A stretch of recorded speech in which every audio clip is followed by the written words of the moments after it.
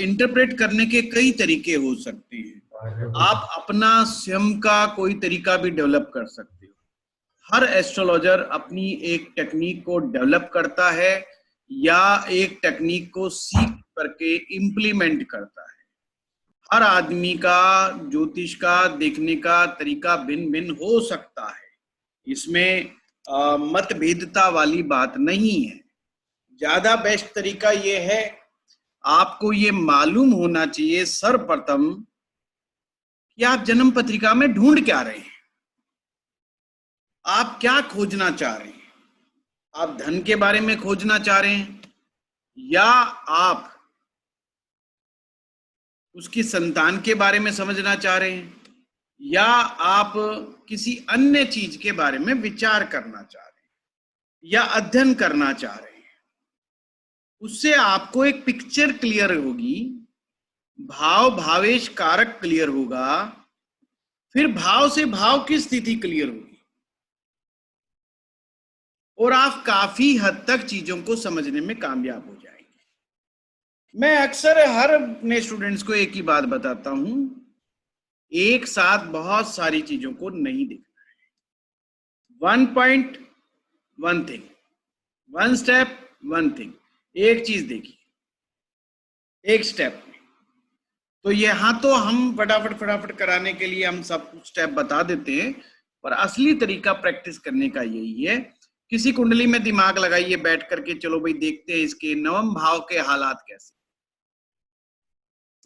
तो आप नवम भाव को लिखें, नवम भाव के स्वामी को लिखें और नवम भाव के कारक को लिस्ट बनाइए। इस तरीके से कीजिए।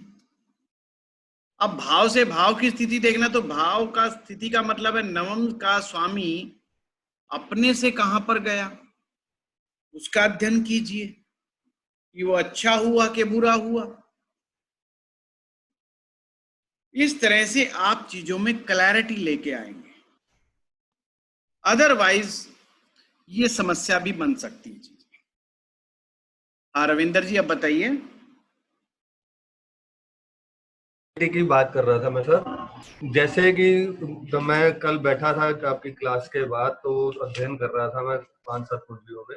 जैसे हमें किसी की नेचुरल एबिलिटी का देखना है, तो लगन का जो स्वामी है वो जो जहाँ बैठा हुआ हमने उसको देखना है, उससे पता लगेगा।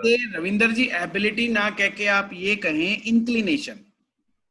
ठीक है जी। ऐसे ही अगर दिमाग का इंक्लिनेशन कहाँ है कि व्यक्ति का फर्स्ट ऑब्जेक्टिव क्या रहता है। आप ऐसे समझिए कि 4 लोग बैठे हैं और हर एक के सामने आप एक बिजनेस प्लान रखते हो। आप हैरान होंगे कि चारों के चारों लोग उस बिजनेस प्लान को अपने अपने एंगल से देख रहे होंगे। कोई उसमें समझेगा यार इसमें पैसा कैसे ज्यादा बनेगा, उसका फोकस उस तरफ होगा। किसी का दिमाग काम करेगा यार इस काम को करके मुझे मजा बहुत आएगा, पैसे की तो मुझे चिंता ही नहीं है। तीसरे का फोकस होगा यार ये पैसा तो टाइम पे दे देगा ना, कहीं प्रोजेक्ट करा के ही भाग जाए। आप 4 आदमियों के अगर दिल की बात को समझेंगे तो आप हैरान हो जाएंगे, चारों के चारों अलग दिशा में सोच रहे हैं। प्रोजेक्ट सेम है, कुंडली सेम है, पर लगन का स्वामी डिसाइड कर रहा है कि उसको दिशा में कौन सी में सोचना है। उसका फर्स्ट इंप्रेशन क्या है किसी भी चीज को लेके, उसका फर्स्ट रिएक्शन क्या है। जी सर। कौन सा रिएक्शन? बुद्धि का, क्योंकि मन तो राशि बताएगी। अगर हम चलो यहीं से शुरू करते हैं, अमिताभ जी की कुंडली में राशि उनकी तुला है और लगन कुंभ है। अब इसको हम कैसे समझें? तो इनको दोनों को अलग अलग कर लो। अगर अमिताभ जी मन से कैसे सोचते हैं ये समझना है, तो आपने फोकस करना है उनकी राशि पर। तो राशि उनकी तुला है। अब दिमाग में इमेजिन कीजिए कि तुला के बारे में क्या गुण बताया। तुला के बारे में गुण बताया कि तुला तो तराजू है, वो तो जस्टिस का प्रतीक है, वो तो बैलेंस का प्रतीक है। वो तो बना ही इसलिए ताकि वो इस संसार में इनजस्टिस होने ही ना दे। यही तो कारण है तुला राशि में शनिदेव उच्च के हो जाते हैं, क्योंकि शनिदेव न्याय मंत्री है, न्यायाधीश है। और जब वो तुला राशि में आते हैं तो वो जस्टिस की राशि में आ गए, एक ऐसी राशि में जो पहले से ही तराजू लेके बैठी हुई है, हर चीज को तोल रही है। अब शनिदेव को एक ऐसा मिल गया तो वहां पे एग्जॉल्टेड हो गए, उच्च के हो गए। उच्च का ग्रह का सिंपल मीनिंग है ग्रह अति प्रसन्न अवस्था में, और अति प्रसन्न ग्रह देगा बहुत, दुखी ग्रह लेगा बहुत, और सुखी ग्रह देगा बहुत। और शनिदेव बड़े प्रसन्न हो गए क्योंकि उनका नेचर मैच कर गया। तुला राशि का ऑब्जेक्टिव है कि वो इनजस्टिस नहीं होने देगा, हर चीज को बैलेंस करके चलेगा, कितना लिया है कितना दिया है, लेन देन का पूरा हिसाब रखेगा। न्यायाधीश भी तो यही चाहता है कि किसी के साथ अन्याय ना हो जाए, एक्चुअल ट्रुथनेस पता लगनी चाहिए, सच्चाई पता लगनी चाहिए, चोर पकड़ा जाना चाहिए, उसका भी यही ऑब्जेक्टिव और उनका भी एक ऑब्जेक्टिव। तो राशि उच्च की हो गई। जी सर, ऐसे ही जैसे अब ये धन देखना है किसी का, तो धन फिर सेकंड हाउस का स्वामी जहाँ बैठा है वहां से देखा जाएगा। धन का एग्जाम्पल कल भी बताया गया था। नहीं, मैं एक बार क्लियर कर रहा हूँ क्या कि आगे से मैं जो 10-15 कुंडलियां ना मैंने इकट्ठी करी है इधर उधर से, कौन बोल तो रहे हैं? उनको रीड करने के लिए रविंदर। अच्छा, रविंदर जी आप बोल रहे हैं? अच्छा हाँ जी, हाँ हाँ, तो कल भी हमने रविंदर जी इसका धन का हमने करवाया था कि धन का हम किस प्रकार से देखते हैं। किसी की भी कुंडली उठा लो, जैसे आपके ब्रेन में आया कि यार इसका धन देखना है। अब धन के अपने अपने सोर्स हैं। धन कैसे आता है? धन के स्टेप्स हैं। फर्स्ट ऑफ ऑल आपको पता होना चाहिए कि आपका सोर्स ऑफ मनी क्या है। भाई उसके बगैर तो आप नहीं धन लेके आएंगे जी। सोर्स ऑफ मनी आपका नौकरी है, आपकी दुकान है, आपका धंधा है, आपका बिजनेस है, आपका अपना दिमाग है, क्या है सोर्स? फर्स्ट ऑफ ऑल ये क्लियर होना चाहिए हर इंसान को। सोर्स आपका सेकंड हाउस है, पूर्वजनों का बैंक। बैंक में आप जाइए, मैनेजर से मिलिए, वो आपको टर्म्स एंड कंडीशन बताएगा कि भाई मेरे बैंक से आपको इतना इतना पैसा इस शर्त के साथ मिलेगा। पर ये वो बैंक है जो आपके पिछले जन्म का हिसाब दे रहा है बस। वो कैसे लोगे आप? अब मान लीजिए आप पिछले जन्म में 100 करोड़ रुपए बैंक में छोड़ के आए, फॉर हाइपोथेटिकल एग्जांपल। तो आपकी यात्रा रविंदर जी इस जन्म में 100 करोड़ के बाद से ही शुरू होगी ना। तो 100 करोड़ तो आपका बैंक में पड़ा है। अब ज्योतिषी क्या देख रहा है? ज्योतिषी तो ये देख रहा है ये आदमी निकाल पाएगा कि नहीं, पहुंच पाएगा कि नहीं। पहला step source of income, source का पता होना चाहिए। दूसरा पाथ ऑफ मनी या path of income, path of finance, कुछ भी कह लीजिए आप, कि उसका मार्ग कहां है, वो किस रास्ते से जाना चाहिए। जैसे मैं कहूं भाई सेक्टर 14 के HDFC बैंक में जाना चाहिए, वहां मेरा अकाउंट है, तो मेरे दिमाग में एक रोड मैप बनेगा, मैं किस रास्ते से HDFC बैंक तक पहुंचू। That is called the road map. कैसे जा रहे हैं, कैसा मार्ग मिलेगा, वो रास्ता आसान है या मुश्किल है। तीसरा हाउ टू विथड्रॉ मनी, रास्ता भी पता चल गया, बैंक भी पता चल गया। हाउ टू विथड्रॉ मनी आपको पता चल गया। रविंदर जी नौकरी दे रहे हैं, रविंदर जी सोर्स हो गए। मैंने गया रविंदर जी के पास नौकरी करनी है, रविंदर जी ने कहा ओके करो। मेरे को रास्ता पता चल गया कि रविंदर जी की दुकान पे जाना है, सुबह पहले जाके बैठना है, शाम को बात करनी है, ये मेरा रास्ता हो गया। शाम को मुझे ये देखना हाउ टू विथड्रॉ मनी, मुझे रविंदर जी से पैसे कैसे लेने। ऐसा पैसे थोड़ी आ जाएगा, मुझे लेना पड़ेगा ना। अब एक स्टेप और हो गया, वो क्या स्टेप है? हाउ मच विड्रॉ करने लेने हैं, पर मैं कितना कमा पाऊंगा रविंदर जी से, इसका भी तो डिसीजन लेना है। कल को रविंदर जी कहते हैं जी मैं 500 रुपए रोज का दूंगा, मैं कह रहा हूं जी मुझे तो 5 लाख रुपए रोज चाहिए, तो इसके लिए मेरे इसका मतलब है Ravinder ji is not a good source for me and not a good path for me. It's mean मुझे पाथ को ही चेंज करना पड़ेगा। पॉइंट समझे ना क्लियर? धन कैसे आता है मैं सभी विद्यार्थियों के लिए बता रहा हूं। धन के स्टेप्स हैं, धन ऐसे नहीं आ जाता भाई कि लक्ष्मी जी की माता जी की आरती आप घुमाएंगे, अगरबत्ती घुमाएंगे, 2 फूल चढ़ाएंगे और धन आ जाए। नो नो नो, ये बड़ी वैज्ञानिक प्रक्रिया है धन की। फर्स्ट ऑफ ऑल आपका ऑब्जेक्टिव क्लियर होना चाहिए, धन का करना क्या है, मोस्ट इंपॉर्टेंट, धन का करना क्या है, तो प्लान बनेगा। फिर आप देखिए भाई मुझे करना, आपके दिमाग में आता है यार मुझे 1 करोड़ की गाड़ी लेनी है, जब तो प्लान दिमाग में आएगा कि मुझे कमाना कितना है। अब गाड़ी का दिमाग में आ गया भाई मुझे 5 लाख की अल्टो चाहिए, तो आप 5 लाख के लिए आप प्लान तैयार करोगे, तो सोर्स ढूंढोगे आप, तो पाथ बनाओगे। समझा? अब इसको दूसरे एग्जांपल से लेते हैं, ज्योतिष के।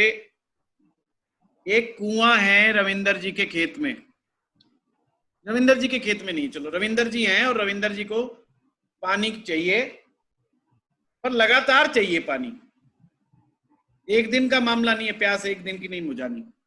हाँ जी। इन्हें प्रताप जी मिलते हैं, प्रताप जी कहते हैं यार फलाने गांव में चले जाओ, यहां से 3 किलोमीटर दूर है, पर वो आपने नॉर्थ में जाना है या साउथ में जाना, पूरी डायरेक्शन बताते हैं आपको। अब वो आपको बताने वाले हो रहे हैं, गाइड कर रहे हैं। आप वहां जाते ही आपको कुआं ढूंढना पड़ता है, कुआं मिल जाता है क्योंकि वो वहीं पर है जहां पर। अब आप क्या सोचेंगे पहली नजर में, यार इसमें कुएं में पानी कैसा है, मीठा है या कड़वा है?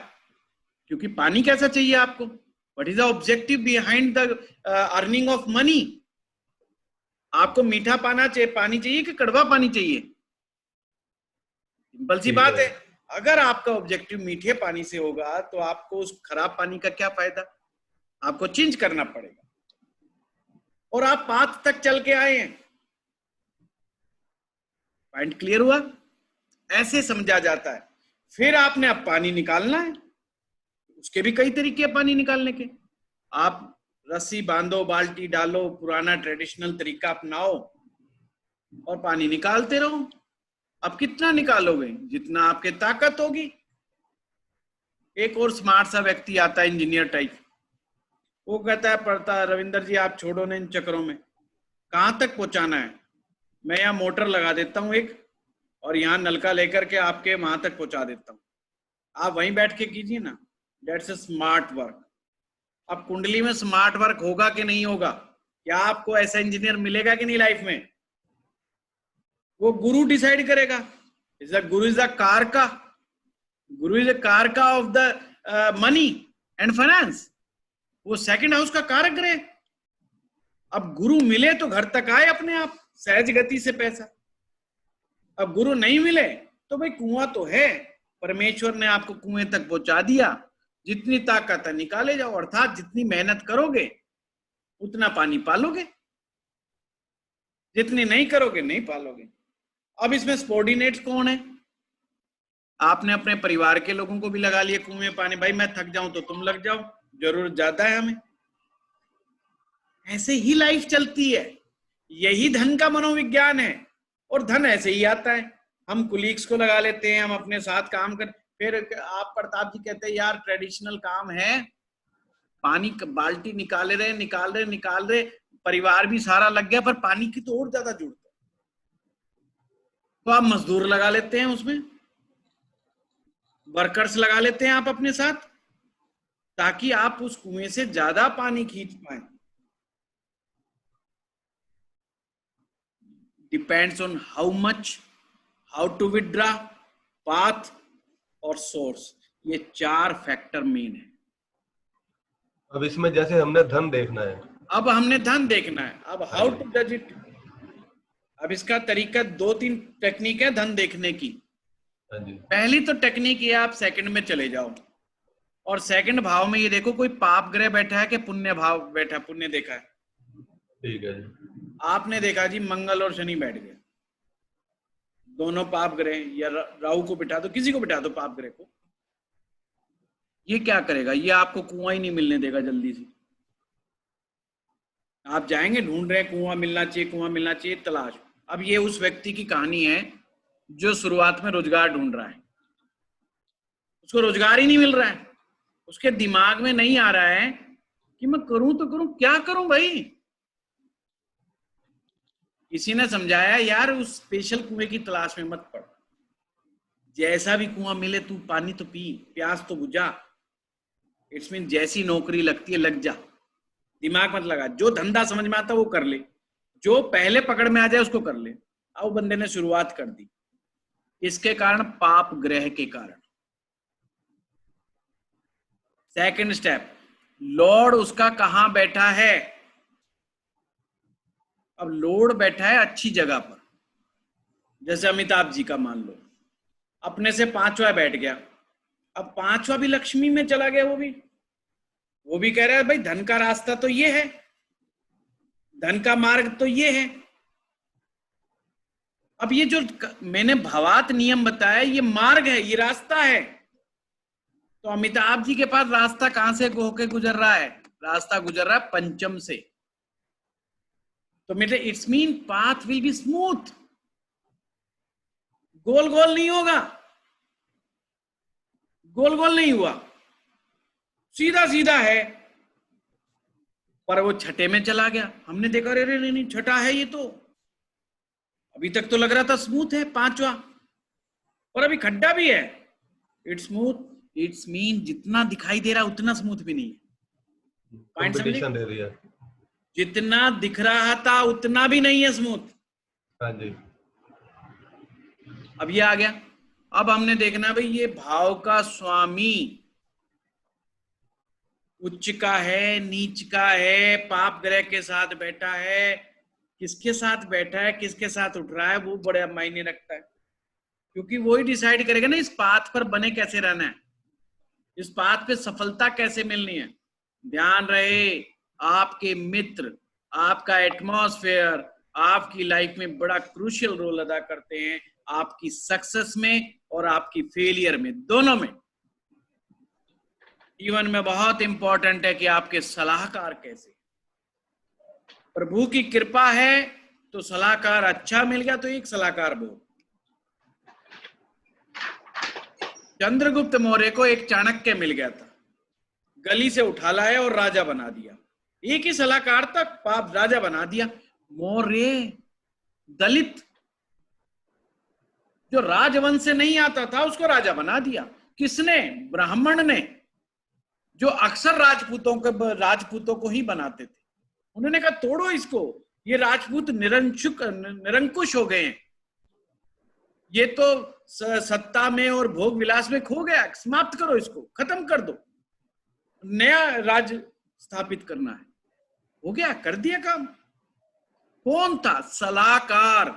चंद्रगुप्त ने लड़ाइयां नहीं लड़ी, तीर कमान नहीं चलाए, उसने सलाह के सारे एक आदमी को नीचे से ऊपर पहुंचा दिया। यह है कि भाव का स्वामी बैठा किसके साथ है, किसकी दृष्टि में, वो सलाह मशुरा किससे कर रहा है भाई। छठे में तो आ गया, कोई बात नहीं, वो तो देखा जाएगा। आदमी एक बार खड्डे में गिर गया, गिरना जरूरी था, पर वहां खड्डे में कौन मिल गए उसके साथ? 2-4 आदमी और आइटम तो नहीं मिल गए उसको। अब उसको हमने समझना है। अब यहां देख रहे हैं खड्डा ही खड्डा है, पर कोई साथी उल्टा सीधा नहीं मिला। फिर हम कह रहे हैं सलाह किससे ले रहा है, ये चेक करो। खड्डे में पड़ा पड़ा भी सलाह किससे ले रहा है भाई? हाउ मैं निकलूं कैसे? तो अमिताभ बच्चन को सलाह दे रहा है कौन? शनि, गुरु। शनि, गुरु तो वो बेचारा खड्डे में पड़ा हुआ है ना, सलाह उसको शनि। तीसरी दृष्टि, मैंने कहा था ना, दृष्टि इज संवाद, कन्वर्सेशन, वार्तालाप कर रहा है। शनिदेव उसको गाइड कर रहे हैं। शनि को, किसको गाइड कर रहे हैं? गुरु को। और हमारा सूत्र याद रखो, क्या सूत्र था? लग्नेश सदैव शुभ। लग्नेश हमेशा आपके लिए मंगल कामना ही करेगा।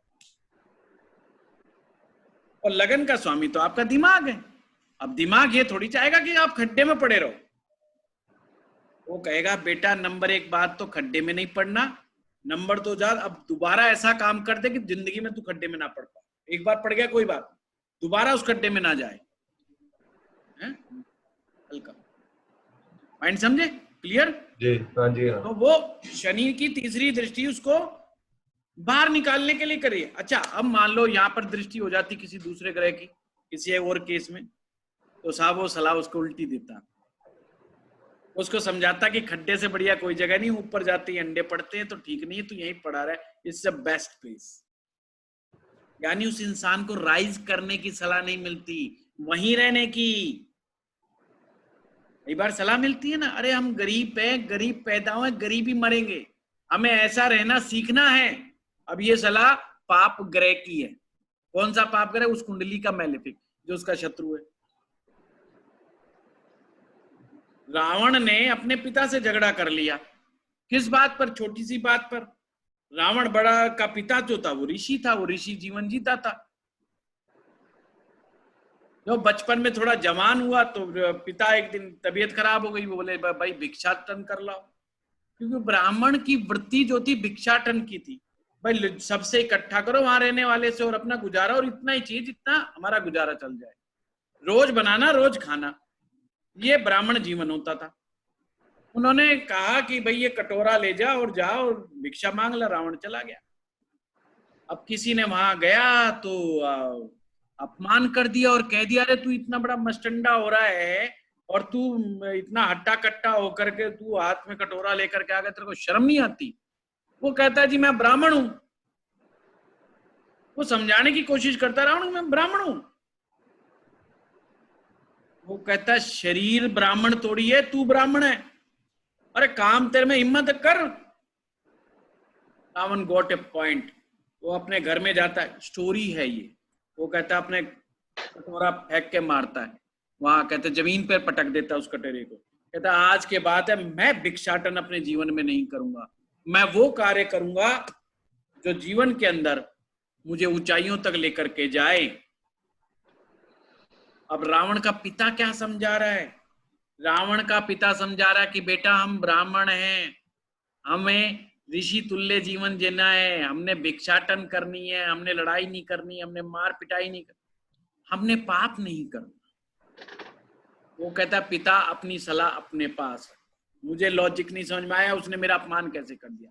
मुझे तुम्हारे जैसा जीवन नहीं चाहिए। मेरे अंदर शक्ति है, मेरे अंदर सामर्थ्य है, मैं आज जा रहा हूं। रास्ते में नारद जी मिलते हैं। नारद जी कहते हैं कहाँ जा रहे हो भाई, जवान आदमी? तो वो कहता जी ऐसे ऐसे बात है। बोला ऐसे थोड़ी धन मिलता है, ऐसे अमीर थोड़ी बनते हैं। तो नारद जी को पूछता भाई क्या करूं? बोला गुरु बना। उसके पिता भी गुरु थे कईयों के। उसको लगा रावण को यार ये गुरु ठीक नहीं है, ये जो ऋषि हैं इस जंगल में, ये फिर कहेंगे तू भिक्षाटन कर, तू ब्राह्मण की औलाद है, तो यह मामला तेरे जमेगा नहीं, तेरे को शिक्षा है वो तो तू सुनता आया घर परिवार में। तो तुमको वो कहता है मुझे सबसे बड़ा गुरु बताओ जी, मुझे छोड़ो इस एटमॉस्फेयर की बात तो छोड़ो। अर्थात रावण यहाँ पर सोच रहा है इस एटमॉस्फेयर से ऊपर जाने की। उसका पॉइंट समझ रहे हो आप? वो ऊपर जाना चाह रहा है, उस एटमॉस्फेयर से ऊंचा उठना चाह रहा है। वो कह रहा है जंगल फंगल रहना बहना मैं सब त्याग रहा हूं, मैं आज के बाद मुझे नहीं चाहिए। इस संसार का जो सबसे बड़ा गुरु है मुझे वो बताओ। नारद जी सोच में पड़ जाते हैं, यार किसको बताऊं, ऋषि को तो ये एक्सेप्ट नहीं कर रहा। वो कहते भाई फिर तो महादेव है, उससे बड़े गुरु इस संसार में कोई नहीं है। भाई ये कहाँ मिलेंगे? बोले कैलाश पर्वत पे। कैलाश कहाँ मिलेगा? बोला उत्तर दिशा में। तो वो दौड़ लिया वहीं पर। स्टोरी कहती है वो कैलाश पहुंच गया वहां पर। और फिर आपको पता है ना आगे तो स्टोरी है कि उन्होंने कोई किदवंती है कि पूरा कैलाश उठा लिया, कोई कहता है कुछ कर लिया, मतलब इवन सेंस उन्होंने भगवान शिव को प्रसन्न कर लिया। ताकत थी, शक्ति थी, और उन्हें गुरु रूप में स्वीकार किया। पॉइंट समझना, वो इनके इष्ट नहीं थे, वो उनके गुरु थे। रावण के गुरु रूप में स्वीकार कर लिया भगवान शिव को, और उनका मैं आपका शिष्य भी हूं, आपका अनन्य भक्त भी हूं। तो अपना वो सिर काट काट के देते थे। और नेक्स्ट स्टोरी कि वहां से ऊर्जा लेकर के और वो बहुत बड़ा पराक्रमी राजा बना, बहुत बड़ा विद्वान व्यक्ति बना, वो सारी आपको फिर पता है। तो आप ये देखिए कि आपका जो ग्रह है धन वाला, वो सलाह किससे ले रहा है? आपका ऑब्जेक्टिव क्या है? भाई रावण ने ऑब्जेक्टिव बना लिया, तू तो राजा बनेगा, बनना है तुझे, तुझे भीख नहीं मांगनी आज के बाद, तेरे को धन। और उस जिद में उसने सोने की लंका, फिर आपको नेक्स्ट सब कुछ पता है कि मेरा ऐश्वर्य इतना होना चाहिए कि दूर दूर पृथ्वीलोक पे ऐसा ऐश्वर्य नहीं होना चाहिए। ऑब्जेक्टिव आपका नक्षत्र डिसाइड करेंगे, तो हम आगे बताएंगे। नक्षत्र डिसाइड करते हैं ऑब्जेक्टिव को आपको, कि धन तो का ऑब्जेक्टिव क्या है। इसी अब हम प्रकार से पे आते हैं हाँ जी, बृहस्पति पर। तो बृहस्पति को सलाहकार शनि मिला, शनि उसका वेल विशर है। शनि वो है, वो कह रहा कर्म कर, हार मत, लगातार तू लगा रहे। लगातार अमिताभ बच्चन की 7 फिल्में फ्लॉप हुई, कंटिन्यूअस फ्लॉप हुई, नौकरी रोजगार सेट नहीं हुआ, हर जगह से रिजेक्शन मिला, जैसे कि स्टोरी अखबार में हम लोगों ने पढ़ी है।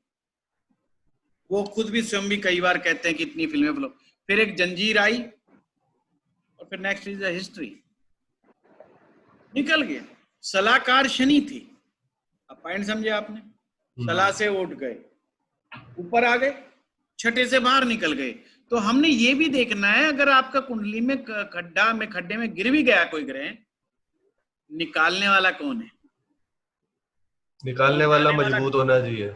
है जी, निकालने वाला मजबूत चाहिए। निकालने वाला मजबूत चाहिए, खड्डे से कोई निकालेगा। सलाह अच्छी आनी चाहिए। कई बार लोगों को सलाह ही अच्छी नहीं मिलती। मैक्सिमम लोगों की लाइफ में फेलियर होने के पीछे रीजन है कि सलाह अच्छी नहीं मिलती, और वो मारे जाते बेचारे।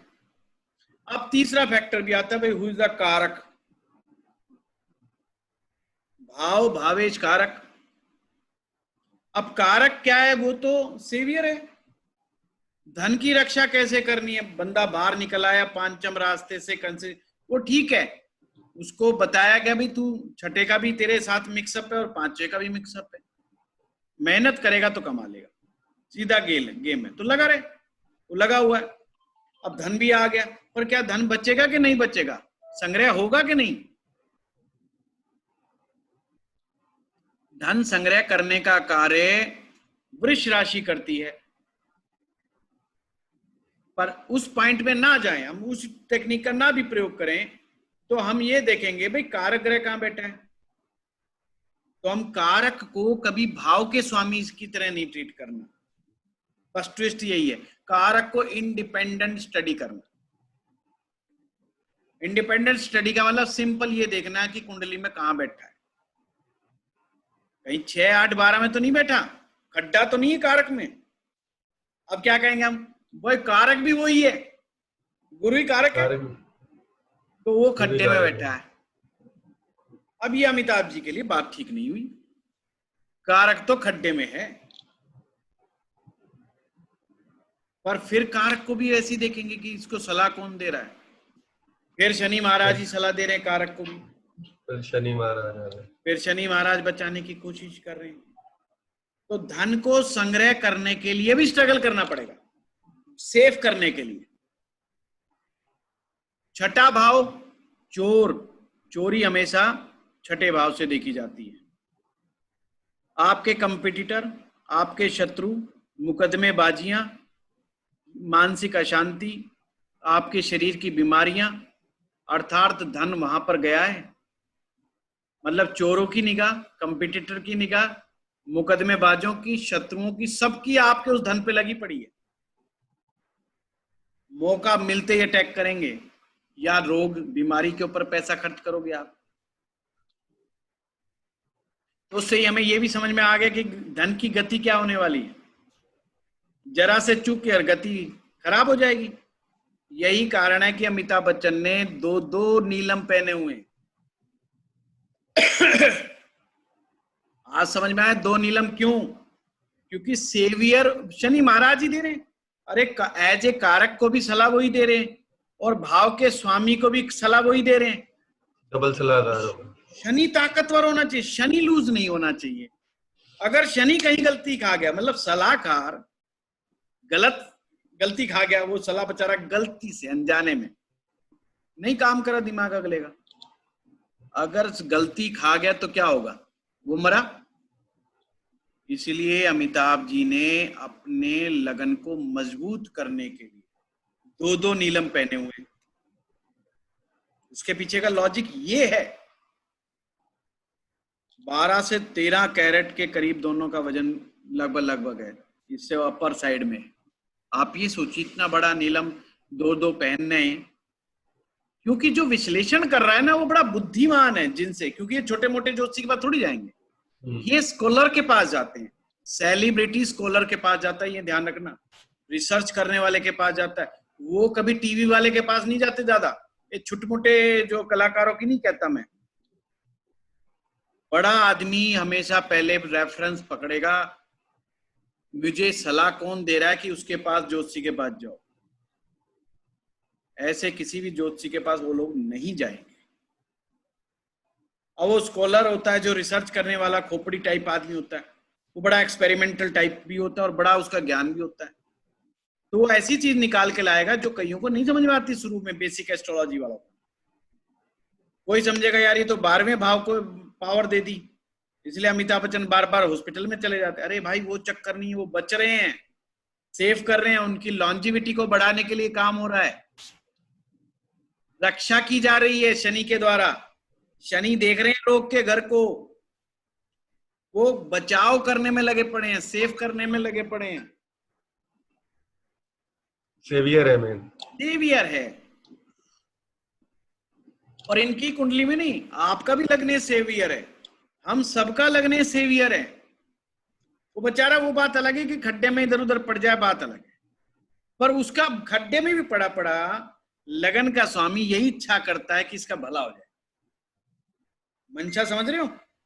उस ग्रह की मंशा यही है कि बंदे का भला हो जाए, बचाना है कैसे भी। लगन के लॉर्ड की कभी मंशा गलत नहीं होती। आपकी बुद्धि की मंशा कभी नहीं होती कि तुम ऐसा काम करो कि तुम फंस जाओ। फंस जाते हो वो अलग है, पर बुद्धि उस समय की सिचुएशन के हिसाब से द बेस्ट ऑप्शन देती है आपको। वो प्रभु की कृपा भाई, जैसी बुद्धि है वो बुद्धि वैसे ही ऑप्शन देगी। पॉइंट समझे ना? तो ऐसे हम भाव, भावेश कारक और भाव से भाव की स्थिति को पता लगाते हुए हम इन चीजों को पता करते हैं, भाई स्थिति कैसी बन रही है, कितनी नहीं बन रही है। अब फिर दूसरी बात है कि जब मैं हाउ मच की आती है, हाउ मच, कितना पानी निकालेगा बंदा कुएं से, क्या मोटर लगा देगा धड़ाधड़ पानी? अब उसके लिए भाई धन योग के लिए फिर कुछ प्रसिद्ध योग है, लक्ष्मी योग, गजकेसरी योग, लक्ष्मी नारायण योग, पंच महापुरुष राजयोग, या किसी भी तरह का राजयोग अगर कुंडली में बन रहा है, फिर धन धनेश कहीं भी बैठा, वो एक अलग स्टोरी है, वो एक अलग अध्ययन है। अब आपने देखना कि कोई राजयोग तो नहीं बन रहा। अगर राजयोग बन रहा है तो वो हाउ मच की सिचुएशन को एक्सीड करवा देंगे। अब हम राजयोग खोजने चले। राजयोग बनाने में चंद्रमा बड़ा महत्वपूर्ण रोल अदा करता है और सूर्य बड़ा महत्वपूर्ण रोल अदा करता है। तो हम देखें कि सूर्य कहाँ है, तो सूर्य देख रहे हैं अष्टम में है, तो यानी वो कलम की ताकत वाला तो राजयोग नहीं दे रहा, आईएएस ऑफिसर वाला तो राजयोग नहीं मिल रहा, वो वैसा प्रधानमंत्री और सीएम बनने वाली तो ताकत नहीं दे रहा। तो कैसा आ रहा है? जनता ने मन में बसाया है, यानी मन का खेल है। एंटरटेनमेंट मन का विषय है जी, बुद्धि का विषय नहीं है। बुद्धि हमेशा लॉजिक लगाती है, वहां मन का इस्तेमाल है। तो चंद्रमा से जो भी राजयोग बनेगा, यानी वो व्यक्ति प्रसिद्ध होगा, और प्रसिद्ध कैसा होगा? लोगों के हृदय पर राज करेगा। इसलिए चंद्रमा से बनने वाला चाहे गज केसरी योग हो, चाहे चंद्रमा से बनने वाला पंच महापुरुष राजयोग हो, ये सब लोग बड़े फेमस होते हैं और लोग इनको दिल में बसाते, दिमाग में नहीं। दिमाग में उच्च पदाधिकारी बसते हैं, दिमाग में मिनिस्टर बसता है, दिमाग में प्रधानमंत्री, मुख्यमंत्री बसता है। जब आप मुख्यमंत्री से मिलने जाएंगे तो यूज माइंड, आप ब्रेन का दिमाग का इस्तेमाल करेंगे ना, आप मन का तो नहीं करेंगे ना वहां जा करके। नहीं साहब, वहां आप चुटकुला सुना करके नहीं आएंगे मुख्यमंत्री को, आप वहां मैक्सिमम यूज करेंगे दिमाग का कि इनसे मैं मैक्सिमम फायदा कैसे लूं। वहां जाके हाथ मिला के ये थोड़ी जी मैं तो दर्शन करने आया था, अच्छा जी नमस्ते। अरे तुमने 3 दिन खराब कर दिया अपॉइंटमेंट लेने में, बड़ी मुश्किल से मिले हैं और आप ये बकवास करने आए हो, नहीं चलेगा। ब्रेन का इस्तेमाल करना पड़ेगा। इसलिए उच्चाधिकारी लोग, बड़ा पदाधिकारी लोग दिमाग में घुसते हैं, प्रसिद्ध लोग, सेलिब्रिटी लोग, एंटरटेनमेंट वाले लोग, कवि, कविताएं गढ़ने वाले लोग, कहानियां लिखने वाले लोग, स्क्रिप्ट लिखने वाले लोग, मनोरंजन करने वाले लोग और अच्छी अच्छी बातें कहने वाले लोग, आपका गुरु, आपका टीचर, आपका मेंटर, वो हमेशा हृदय में वास होता है, वो दिमाग में नहीं होता। ब्रेन डिफरेंट चीज है, मन आपका डिफरेंट है, heart is a different, brain is a different. यह हमें क्लैरिटी है, शुद्ध भाषा। अब चंद्रमा से देखें, चंद्रमा से गुरु उच्च के बैठे हैं और कहां से बैठे हैं, अपने से दसम बैठे हैं। देखिए गिनिए, दसम में बैठे तो सूत्र लग गया वहां पर, चंद्रमा से गुरु केंद्र में है और दोनों में से कोई एक ग्रह उच्च का होना चाहिए, तो गुरु उच्च के हैं। अब यहां पर सीन पलट गया, चंद्रमा फर्स्ट हाउस है, चंद्रमा से फर्स्ट हाउस से गिनेंगे तो गुरु 10वां आएगा, 10वें में आ गए, 10वें में आ गया। अब 10वां क्या है, सत्ता, ताकत, क्षमता, 10th house, name fame, success. कहां से आ रही है, मून से आ रही है, चंद्रमा से आ रही है। कौन दे रहा है, गुरु दे रहा है, जुपिटर दे रहा है। कितना दे रहा है, उच्च का है जी, बहुत बड़ा ही दे रहा है, छोटा मोटा नहीं, बहुत बड़ी दे रहा है। क्या हो गया, राजयोग, पंच महापुरुष राजयोग बन गया। कौन सा, हंस नाम का पंच महापुरुष राजयोग, यानी ऐसा व्यक्तित्व जिसके दर्शन दुर्लभ हो जाएं, हर किसी को सहज प्राप्त ना हो। वो आपके लोकल टीवी चैनल का कोई एंकर नहीं है, वो दुर्लभ है, हंस है। लोग उसके घर के बाहर जाके खड़े होते हैं, सिर्फ हाथ हिला दे बस, इतना बहुत हो जाता है, लोग खुश हो जाते हैं। यही हंस का एक वो लक्षण है। प्रसिद्ध व्यक्ति, समझदार व्यक्ति, उत्तम वचन बोलने वाला, ज्ञानवर्धक बातें करने वाला, जो दिमाग में नहीं दिल में रहे। Point clear. अब ये राजयोग बन गया, राजयोग बन गया तो आप वो जो आपने अभी तक अध्ययन किया था उस पर क्रॉस लगा दो, यहां तो राजयोग आ गया। अब जिस राजयोग का मतलब ही राजा बनने का योग, अपने फील्ड का राजा, वही राजयोग। अब धन की क्या सोचनी, अब तो कुएं से जितना चाहो पानी निकालो, कुआं भी भरपूर है। पहली शर्त, कुएं में पानी तो हो, कल को पानी नहीं मिला तो फिर क्या करें। क्वालिटी ऑफ वाटर, खारा पानी है मीठा पानी, तो मीठा पानी है, कितना चाहिए, बोलो जितना मर्जी निकाल लो, लिमिट ही नहीं है। अब उत्तम श्रेणी का राजयोग होगा, लिमिट खत्म। So simple. हमने इसकी धन की स्थिति देख ली।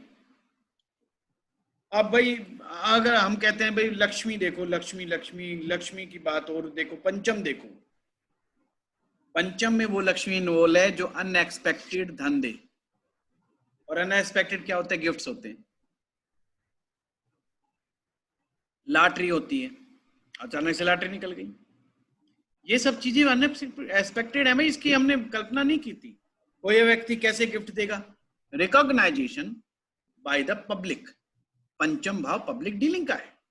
अब आओ इसको देखते हैं हम, धन से हटते हैं हम। पांचवें भाव का स्वामी बुध भाव हो गया, कोई पाप ग्रह नहीं बैठा, कोई पुण्य नहीं बैठा, कुछ नहीं बैठा, बहुत बढ़िया। भाव का स्वामी कहाँ गया, अष्टम में। अष्टम भाव का स्वामी अपने से तो 4th में गया। पहले अष्टम देखना भाई, पहले अष्टम में एक आदमी अपने घर से निकला, पॉइंट समझे। मैं इतनी आसान लैंग्वेज में आपको ज्योतिष समझा रहा हूं, बिल्कुल आम पब्लिक की तरह। आप अपने घर से निकले, यानी कि बुध अपने घर से 5वें से निकला, गया कहाँ, पहले तो ये देखेंगे, बोला जी वो 8वें नंबर वाले घर में चला गया। अब उसका घर और 8वें घर की दूरी क्या है, फिर हम देखेंगे 1 2 3 4, भाई वो तो अपने से चौथे नंबर वाले घर में गया है।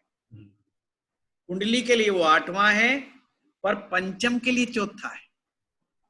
अब 8वें में गया तो दोष लग गया, किससे? कुंडली से। पर अपने भाव से गया तो चौथा गया है, तो केंद्र आ गया चौथा। तो केंद्र, अब ज्योतिष का रूल क्या कहता है? कोई भी चीज ओवरराइट नहीं होगी, कोई घटना ओवरराइट नहीं होगी, वो भी घटेगा। अष्टम वाली बात भी आएगी और चतुर्थ वाली बात भी आएगी। अष्टम गया है, हिडन है। अष्टम हिडन है किसके लिए? जो दूसरा आपको देख रहा है, नहीं पता बाहर वाले को क्या आ रहा है, क्या जा रहा है, क्या गिफ्ट मिल रहे हैं। अमिताभ जी को कितने गिफ्ट मिलते हैं किसी को नहीं पता।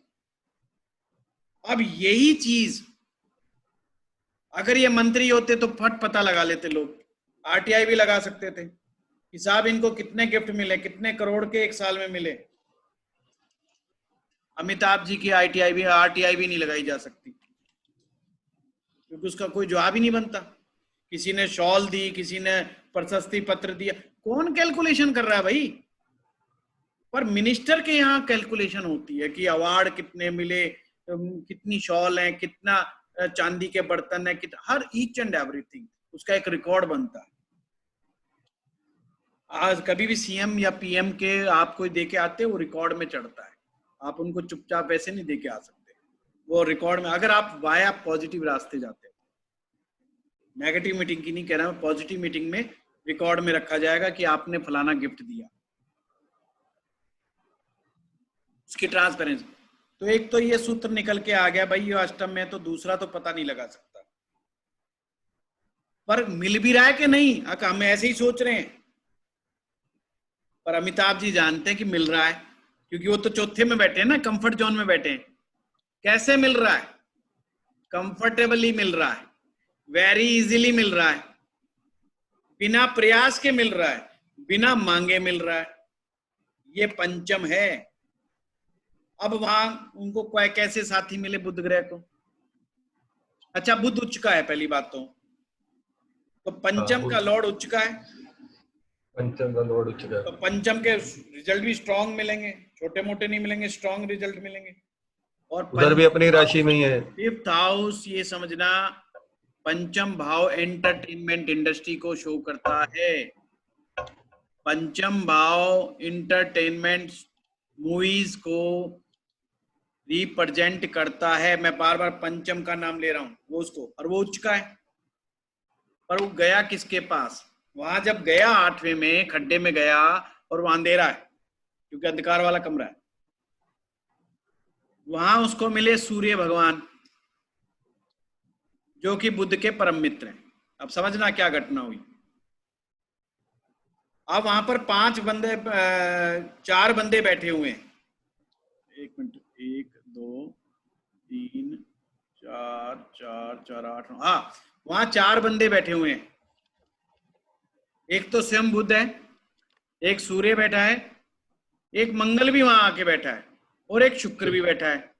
अब इसमें आपने सिलेक्शन करना है कि भाई मित्र कौन सा है और शत्रु कौन सा है। बुध का शत्रु ने उल्टी बात करनी है, यानी आपको खराब करने का काम करना है, और मित्र ने आपको उभारने का काम करना है। पंचम भावा का स्वामी बुध जो उच्च के होकर के बैठे हुए हैं, वहां उसके 3 लोग साथ में बैठे हैं। सूर्य उसका नेचुरल मित्र है, सन नेचुरल मित्र है बुध का। शुक्र परम मित्र है बुध का, पर मंगल शत्रु है। मंगल शत्रु है। मंगल फिजिकल वर्क, हार्ड वर्क, और बुध ब्रेन, एनालिटिकल पावर। पॉइंट समझे? दोनों एक दूसरे के दुश्मन। दिमाग सदैव कहता है बिना कुछ किए पैसा आना चाहिए, शरीर कहता है बिना मेहनत किए कुछ नहीं आएगा। फाइट है शरीर की और दिमाग की। दिमाग बलवान है तो दिमाग जीत जाएगा, शरीर बलवान है तो दिमाग हार जाएगा। इसलिए पहलवान का दिमाग को हम इंटेलिजेंट माइंड नहीं मानते, फिजिकल स्ट्रांग। अब यहां तो लगन का स्वामी तो शनि हो, तो केंद्र में बैठे हैं, वो दिमाग है। समझ रहे हो बात को? अब हम वहीं पर चलते हैं, अष्टम भाव पर फोकस करते हैं। तो कल्प्रिट कौन है यहां पर जो नेगेटिव कर रहा है? मंगल। मंगल। अब मंगल को साइड कर लो भाई।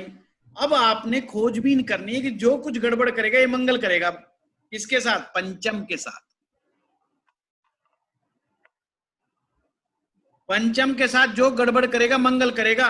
और मंगल के साथ कौन सी चीजें आ रही हैं? मंगल तीसरे भाव को लेकर के आ रहा है।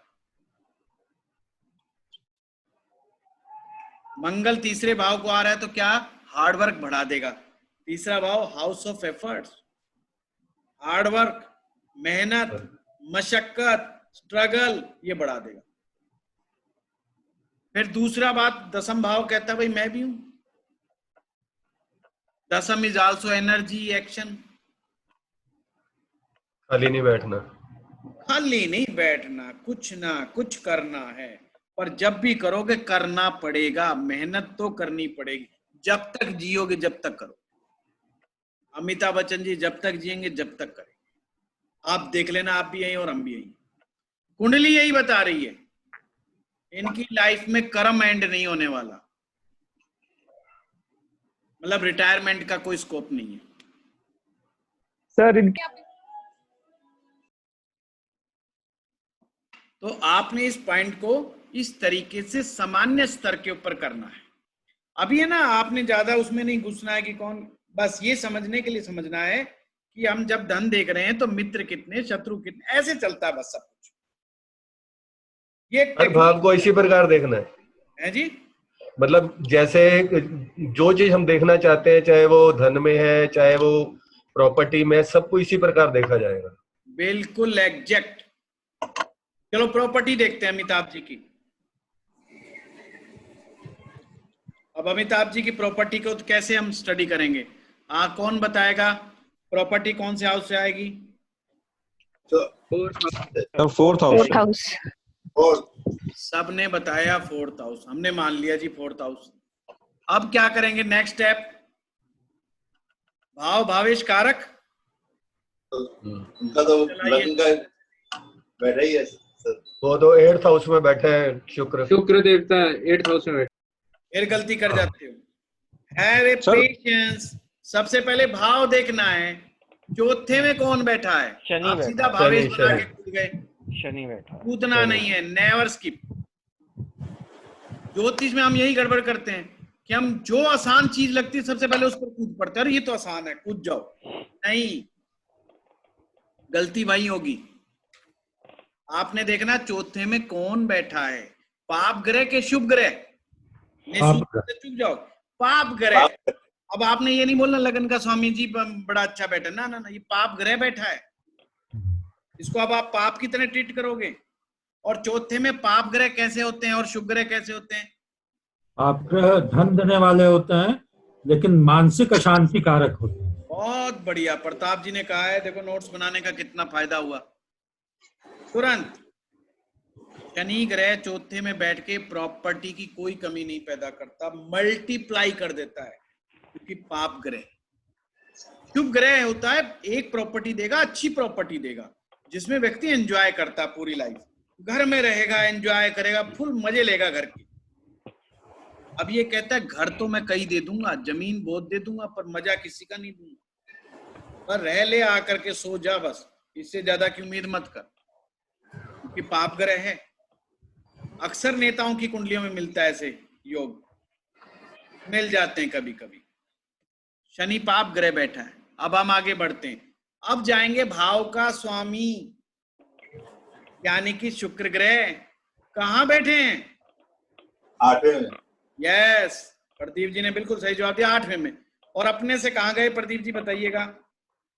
1 2 3 4 5वां। क्लियर? अच्छा, 8वें में जाना अच्छी बात नहीं है।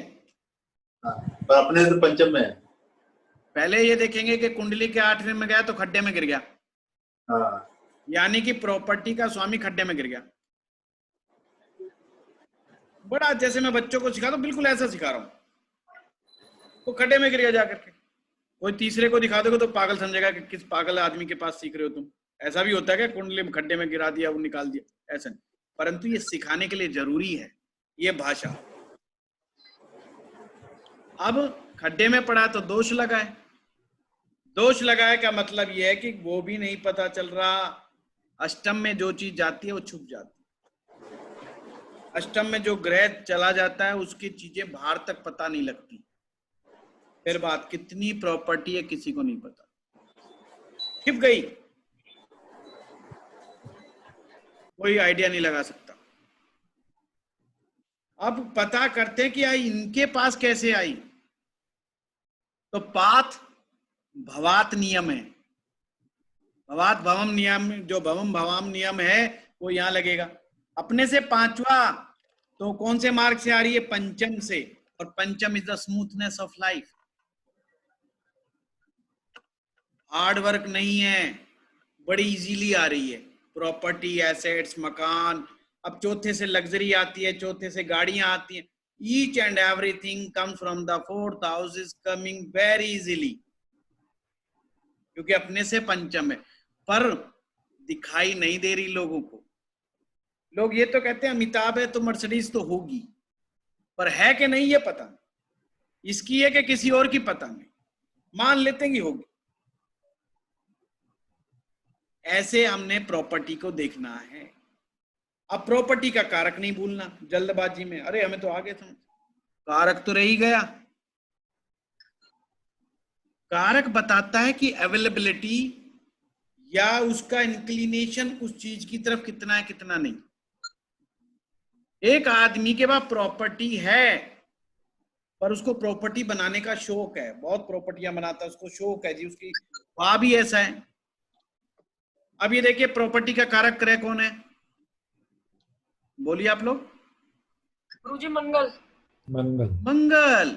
मंगल इज अ कारक ऑफ द प्रॉपर्टी। और मंगल कहां बैठा है?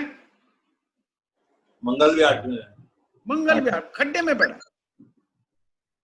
यानी इनका इंक्लिनेशन नहीं है जमीन इकट्ठा करना, खाली भूमि इकट्ठी करना इनका इंक्लिनेशन नहीं है। इनका इंक्लिनेशन लग्जरी की तरफ था, एंजॉय की तरफ था कि घर बेग बहुत शानदार, मेरा लग्जरी वाला घर हो, अच्छी गाड़ी घोड़ी सब हो, बस। पर जमीन के मामले में जमीनों पे जमीनें खरीदते, ऐसा मेरा इंक्लिनेशन नहीं है। तो जमीनें जो सहज गति से आ जाएंगी वो रख लेंगे, पर स्पेशल ये जमीनें नहीं ढूंढते। ये हमें कुंडली से पता चला। सर एक चीज थोड़ी सी और पूछना चाहूंगा हाँ कि बताइए। जैसे ये चौथे भाव का कारक तो चंद्र होता है, लेकिन हमने प्रॉपर्टी का कारक यूज किया यहाँ पे। हम प्रॉपर्टी ढूंढ रहे हैं रविंदर जी। हाँ, तो प्रॉपर्टी का कारक देखेंगे। प्रॉपर्टी का कारक देखो, चर्चा क्या चल रही थी, हमने कहा था प्रॉपर्टी कैसे ढूंढनी है। मतलब फोर्थ हाउस का कारक नहीं देखना हमारे को। चौथे का कारक चंद्रमा नहीं लगाना। चंद्रमा जब लगाएंगे जब हम मन ढूंढेंगे कि मन शांत है अशांत है, क्या है मन में क्या नहीं है, कितना वो जब देखेंगे। अगर मन देखेंगे फिर हम फोर्थ पे आएंगे और वो देखेंगे शनि बैठा है, मानसिक टेंशन देता है। फिर हम देखेंगे चौथे भाव का स्वामी कहाँ बैठा है, वो अष्टम में बैठा है। फिर हम देखेंगे एज ए कारक चंद्रमा कहाँ बैठा है। फिर हम कहेंगे चंद्रमा तो जी नवम में बैठा है, बड़ा अच्छा त्रिकोण में बैठा है। कहाँ बैठा है? नवम। नवम में जो तीर्थ स्थान मन, क्योंकि मन जो कि चंद्रमा है धर्म के घर में। पॉइंट क्लियर हुआ?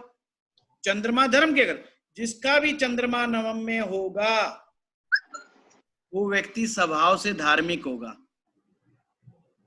रिचुअलिस्टिक होगा।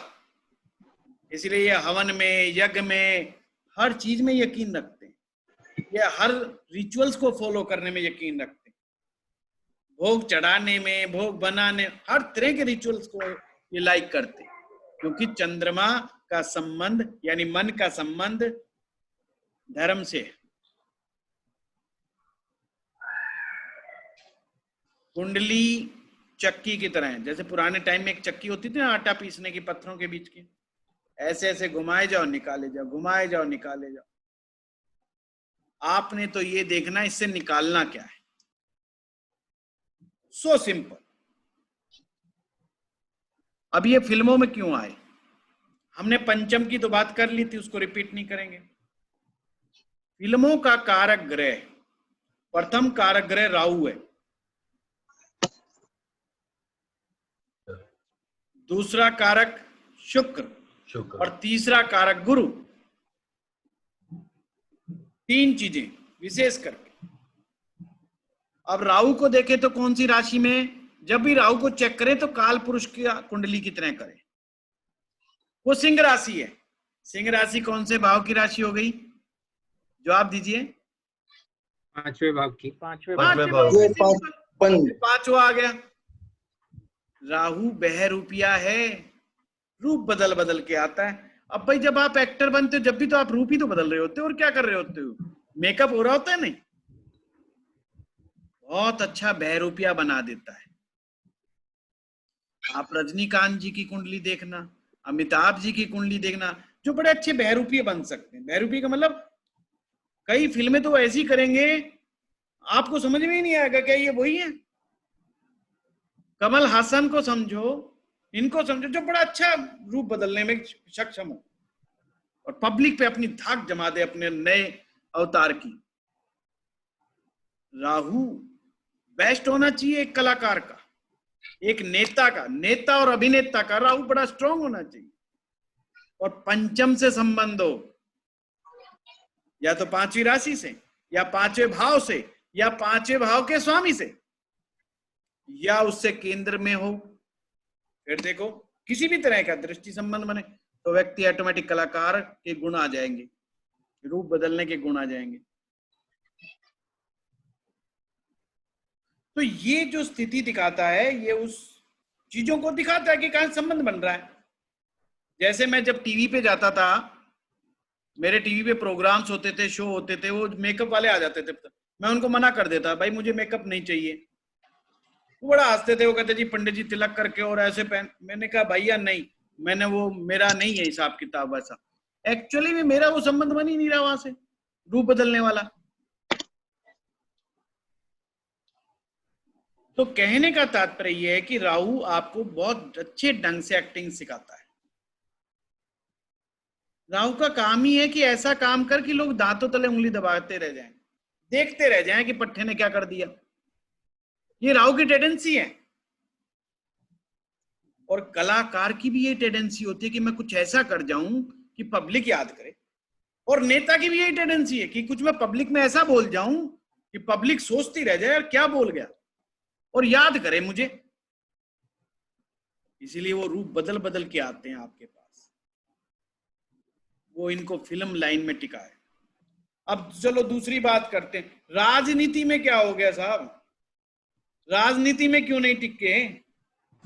लगन का लॉर्ड भी तो ऐसे पॉइंट समझी,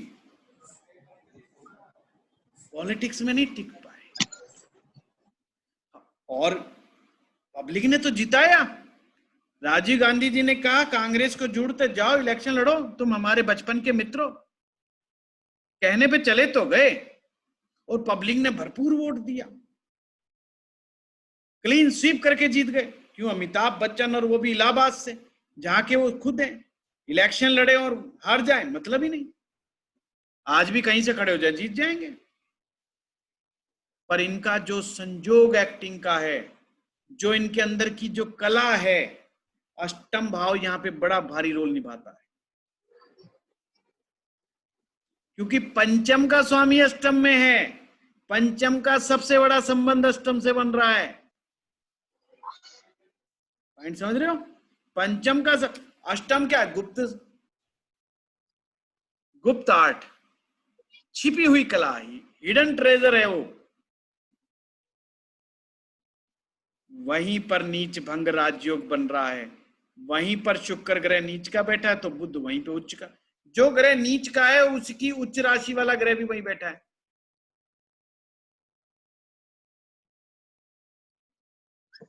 पॉइंट क्लियर? नीच भंग हो गया वहीं पर। नीच भंग का मतलब ये है कि वो गिरे या पड़े फिल्म इंडस्ट्री में, जीतेंगे, गिरेंगे भी फ्लॉप भी होंगे, डाउन भी होंगे, पर फिर जीतेंगे, क्योंकि जब नीचे वाली बात आएगी तो डाउन जाएंगे, और जब वो भंग कर देगा तो ऊपर उठाएगा वो दूसरा ग्रह, तो ऊपर उठ जाएंगे। और हमेशा ध्यान रखना, नीच भंग ऐसे चलता है, अगर व्यक्ति एक कदम नीचे खड्डे में पड़ा है तो जब उठेगा तो 2 कदम उठेगा, जब गिरेगा 2 कदम नीचे तो 4 कदम उठेगा, 4 कदम नीचे गिरेगा तो 8 कदम ऊपर उठेगा, तो राइज बढ़ेगा ना ऊपर, तो ग्राफ ऐसे ऐसे करके जाएगा। ये नीच भंग की खासियत है। तो फिल्म में गिरेंगे, ऐसा नहीं हर फिल्म फ्लॉप नहीं होगी या हर फिल्म सफल होगी, पर उसका फर्क नहीं पड़ेगा। जब वो 2 कदम नीचे गिरेंगे तो 4 कदम अगली बार ऊपर उठेंगे, वो सारा हिसाब किताब बराबर। अष्टम भाव राजनीति में सहयोग नहीं करता। पॉइंट समझे? देखिए, नेता बनने के सारे गुण इनमें, लगन का स्वामी मजबूत है, पंचम उच्च का है, और राहु का संबंध भी है 5वीं राशि से, है भाई योग, नेता बनने के भी योग है, पर अष्टम उसमें मदद नहीं करता। अब अमिताभ जी की कुंडली में सबसे पावरफुल हाउस अष्टम ही है। अष्टम ज्योतिष को सपोर्ट करता है, अष्टम भाव कविताओं को सपोर्ट करता है, अष्टम भाव दर्शन, फिलॉसफी, मनोविज्ञान को सपोर्ट करता है, रिसर्च को सपोर्ट करता है अष्टम भाव, अंदर की छिपी हुई चीजों को निकाल के लाने वाले चीजों को सपोर्ट करता है अष्टम भाव। समझ रहे हो बात को? पर राजनीति को सपोर्ट नहीं करता, पॉलिटिक्स दिमाग में नहीं घुस पाती, क्योंकि पंचम जो है वो बुद्धि की ग्रेस्पिंग पावर है। तो बुद्धि किसको ग्रेस्प कर रही है? अष्टम को। अब कैसे पता लगाएं कि सबसे ज्यादा भाव कौन सा मजबूत है? आपने देखना है, वह भाव जिसमें ज्यादा ग्रह बैठे हों वो ऑटोमेटिक स्ट्रेंथ गेन कर जाता है। अब 4 ग्रह तो इकट्ठे अष्टम में बैठे हैं, तो अष्टम ज्यादा स्ट्रेंथ गेन कर गया, तो अष्टम डोमिनेटिंग हो गया। पॉइंट क्लियर हुआ? दूसरा, अष्टम का स्वामी अष्टम में ही बैठा है, अष्टम का स्वामी बुध है और वो उच्च का बैठा है, अपना ही तो घर है और अब वहां पे उच्च का बैठा है, मतलब फुल पावर के साथ बैठा है, तो अष्टम मजबूत हो गया। भाव का स्वामी भाव में बैठा है, नंबर 1 पॉइंट, और वहां एक से ज्यादा ग्रह बैठे हैं, यानी 4 ग्रह बैठे हैं, तो अष्टम मजबूत है। इसलिए फिल्म लाइन को पकड़ लिया और राजनीति को छोड़ दिया। जो मैं अक्सर कहता हूं, it's a right decision, it was right decision. हाँ शोनी जी।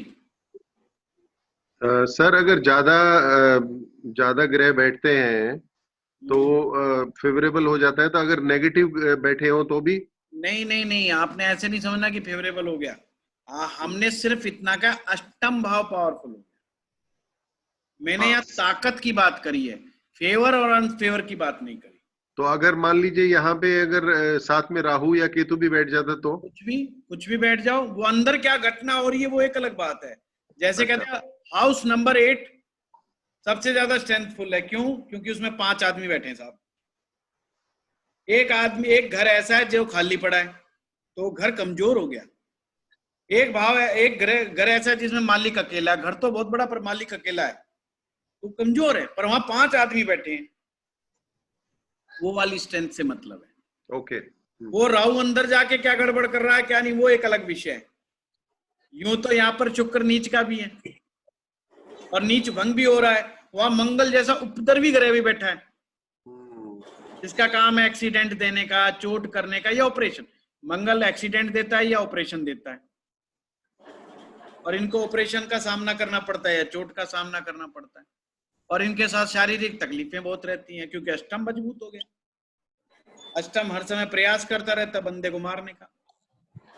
अष्टम की और लगन की लड़ाई बिल्कुल ऐसी है जैसे कि चिड़िया घर में जो शेर होता है, आपने देखा होगा शेर का जो बाड़ा होता है कुछ पानी डाल देते हैं किनारों पे, एक नहर टाइप की बना देते हैं, ताकि जो लोग दर्शक हैं वहां तक शेर जंप ना कर सके। दीवार ऊंची और एक पानी का बाड़ा, चारों तरफ पानी छोड़ देते हैं ताकि शेर उस छलांग को लगा के आप तक ना पहुंच सके। शेर भी प्रयास करता रहता है कि मौका लगे तो एक दिन मैं कूद जाऊं। भाई आप लोग उसका भोजन हो। अष्टम भाव काल है, हर मनुष्य काल का भोजन है।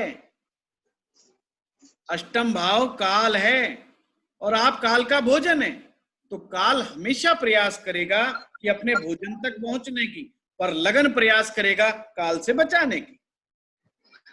ये भरसक आपसी फाइट है, और जब तक हम बचे रहते हैं, जब तक वो बाड़ा मजबूत रहता है, जब तक वो दीवार मजबूत रहती है। ऐसे गुरु जी, हमारा जो जितना हमारा लग्न, जो हमारी राशि वो है, वो अमिताभ बच्चन का बिल्कुल उल्टा है। जो उनका आत्मा हमारा, क्लास के बाद बात कर लेंगे। ठीक है, ठीक है, ठीक है। मेरी क्लास हो जाए।